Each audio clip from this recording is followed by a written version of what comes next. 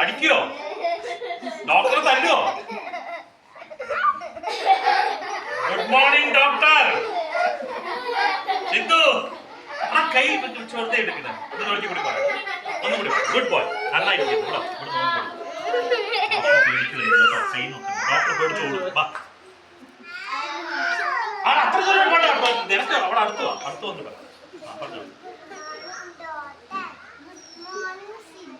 Very good. Manav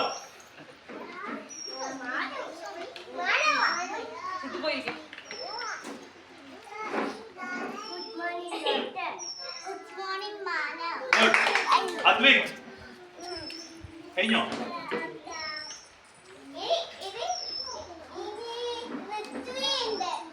കഴിഞ്ഞോ?